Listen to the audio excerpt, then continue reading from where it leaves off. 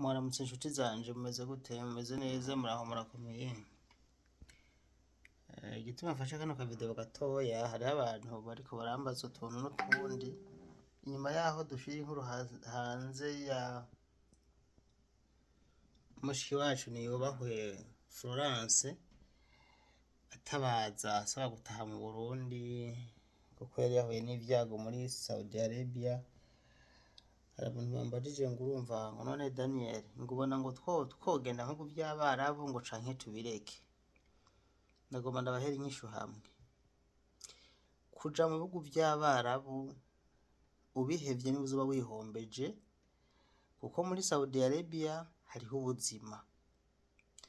Uko hariho ivyago niko hari n'ubuzima, hari muravyumva.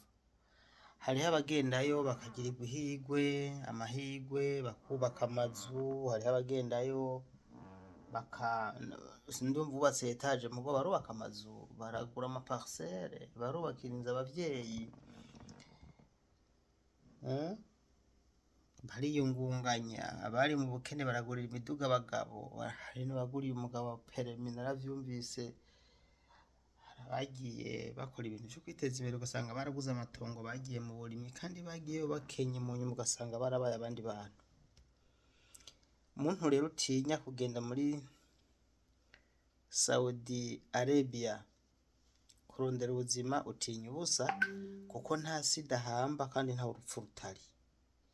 Kumbura ushobora kumva ufise ubwoba kubera ko twabonye ko uwo mushiki wacu Niyubahwe Florence yahuye n'ivyago aho yari ku biro atabaza, ariko bino birashika baragenda mu buzi, bagera mu buzi ugasanga ntibahuje n'ababose babo. Ababose babo ni babi, ni imborerwa, ntibakunda abirabure, bagatangira kubanyanyasa.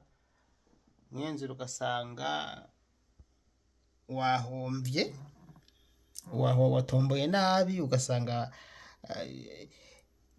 urabuze amahoro ku kazi uriko. Ariko bino ntibikura ko hari ababa bashize ku kazi keza, babayeho neza, mbere akazi bashikiyeko bakakagumako n'igihe kinini, bakubaka amazu, bakagira ibintu vyo kwiteza imbere.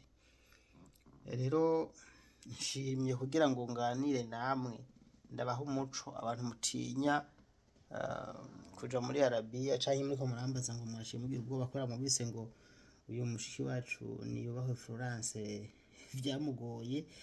Hariho n'abandi bagiye kuduha témoignage babinyemereye ngaha, batubwira ati twebwe nyaboneka ngaha mu vy'Abarabu kuva tugerayo tubayeho neza, nta ngorane dufise, turarya neza, ababose turumvikana. Uko habaho abahura n'ivyago niko habaho n'abahura n'umugisha. Ahubwo gusa je hari ikintu nashishikarije aba bakora kwa aya ma office, nibo bakwiye kugira inguvu. Nubwo umukoresha we bameze uko ameze, mugabo iyo abonye ko hariho support ituruka inyuma y'umukozi we yazananye, vyibuze baravuga ati ivyo twokora vyose hari igihe twobibazwa. Mugabo nk'umuntu umuhaye umukozi ntusubire no kumutelefona ngo umubaze ngo none wa mukozi gute, arakora ntakora, ararya ntarya. Bamufata uko bashaka, bacabona ko ari umuretwa, ko ari iyarara barose. So rero abakoresha, mwebwe ni mwebwe bo kugira uruhara kandi runini kugira ngo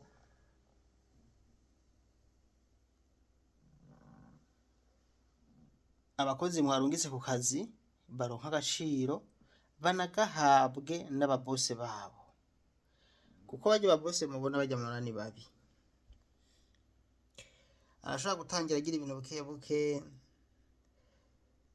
akaraba uko uvyifatamwo, ejo agasubira hiyeje akongera akazogera naha kuyoza umwavu.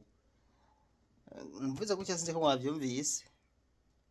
Burya abo tubanze kuganira ha majorite benshi batubwira ati tukigera ku kazi vyari bimeze neza, baradufungurira, baradutekinga kiya nk'umukozi, baduha vyose. Ariko uko iminsi igenda irahera niko usanga yakumenyereye, agatangira kugutuka, agatangira gusuzugura, agatangira kuvuga za mvugo zabo nyene zo kugayana. Ati buke ukazokwishitura usanga asigaye agufata nk'iyarara.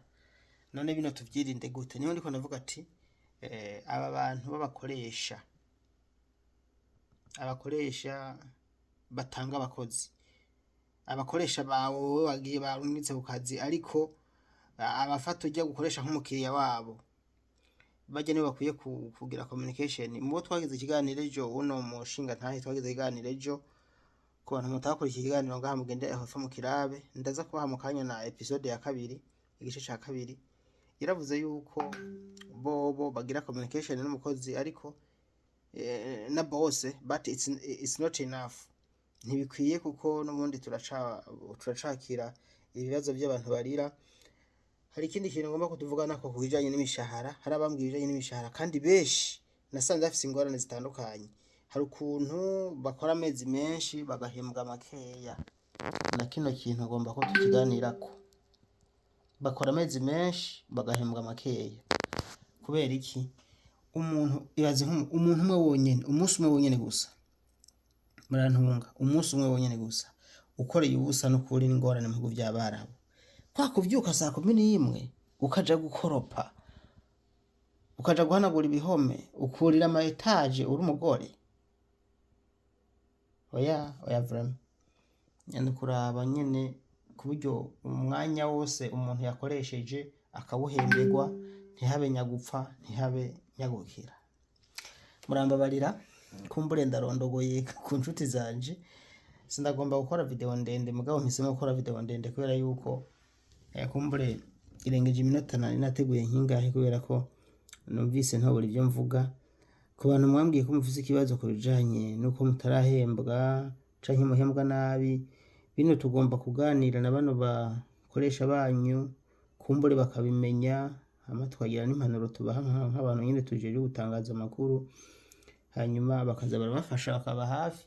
Kuko kujana umukozi gukora hanyuma ntahembwe, wotumugumiza mu Burundi nawe nta n'inyungu uba wagiye kurondera uwo muntu. Niyo woronka inyungu ku ruhande rwawe, urumva ko n'Imana itokwishimira inyungu warose mu gihe uwagiye gukora yabaye umucakara niwe akorera ubusa adahembwa.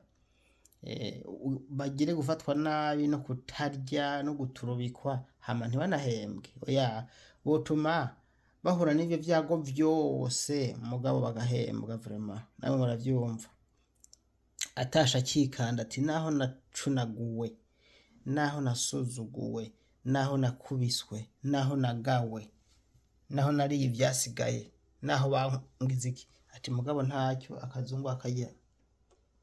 Nuko murakoze rero, ndabashimiye cyane, ndabakengurukiye ko mwashoboye gukurikira kano ka video kagufi ndabatunganirije. Nitwa Daniel Mugisha, murabizi. Ugomba kunyandikira ni kwa kundi ni please 358 46 58 31 314. Kuri chaîne yanje yitwa Daniel Mugisha, niyo mazina yanje kandi y'ukuri. Ugiye no kuri Facebook ni Daniel Mugisha. Peace and love and bye bye.